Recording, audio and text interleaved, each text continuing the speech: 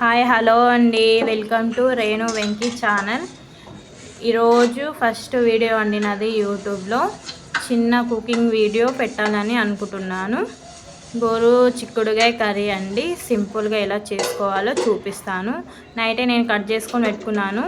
ఒకసారి శుభ్రం కడుక్కొని ఉడకబెట్టుకోవడానికి పెట్టుకోవాలండి. తర్వాత నేను రైస్ కూడా కడుక్కొని పక్కన పెట్టుకున్నాను. తర్వాత ఒక ఉల్లిపాయ, ఒక టమాటా, 2 పచ్చిమిర్చి కట్ చేసుకొని పక్కన పెట్టుకున్నానండి.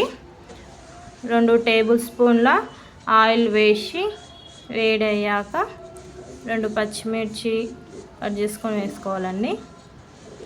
అలాగే ఒక మీడియం సైజ్ ఉల్లిపాయ కూడా కట్ చేసుకొని పెట్టుకున్నానండి. అవి వేస్తున్నాను నేను.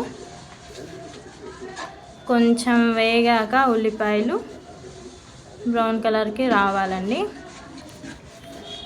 ముందు నేను మీ ముందుకు మంచి వ్లాగ్స్తో వస్తానండి. కొంచెం మాటలు తడబడుతున్నాయి, ఏమనుకోకండి. ఫస్ట్ టైం కొంచెం టెన్షన్గా ఉంది. ట్రై చేస్తాను మంచి వీడియోస్ పెట్టడానికి. ప్లీజ్ చూసి సపోర్ట్ చేయండి.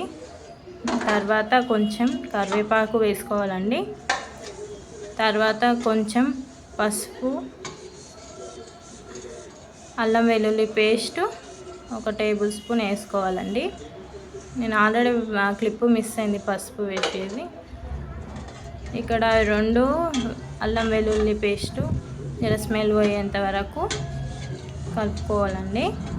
2 మినిట్స్ అది వేగాక ఉడికించిన గోరు చిక్కుడుగా వేసుకోవాలి. తర్వాత 1 టేబుల్ స్పూన్ కారం వేసుకోవాలి.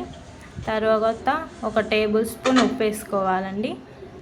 మళ్ళీ 1 టేబుల్ స్పూన్ ధనియాల పొడి వేసుకోవాలి. మొత్తం మిక్స్ చేసుకోవాలి. ఆ 3 వేసిన తర్వాత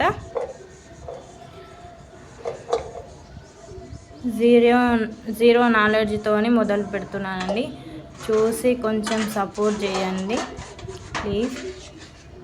తర్వాత ధనియాల పొడి వేసుకున్న తర్వాత మొత్తం కలుపుకొని మూత పెట్టాలండి. 2 మినిట్స్ మగ్గించాలి. తర్వాత 1/2 గ్లాస్ వాటర్, పల్లీలు నువ్వుల పొడి వేసుకోవాలండి. కొంచెం నేను ముందే అవి వేయించి పొడి చేసుకొని పెట్టుకున్నాను, అదే వేసాను. తర్వాత మీడియం ఫ్లేమ్ మీద 10 మినిట్స్ ఉడికించుకోవాలి. ఇలా ఆయిల్ అంతా పైకి వచ్చేంత వరకు ఉడికించుకోవాలండి. అంతే, ఎంతో టేస్టీ అయిన సింపుల్ గోరు చిక్కుడుగాయ కర్రీ రెడీ అయిందండి. ఇక స్టవ్ ఆఫ్ చేసుకోవాలండి. అంతే అండి, సింపుల్గా గోరు చిక్కుడుగాయ రెడీ అయిపోయింది. స్టవ్ ఆఫ్ చేసుకోవాలి. ఇక ప్లీజ్ సబ్స్క్రైబ్ చేసుకోండి. నచ్చితే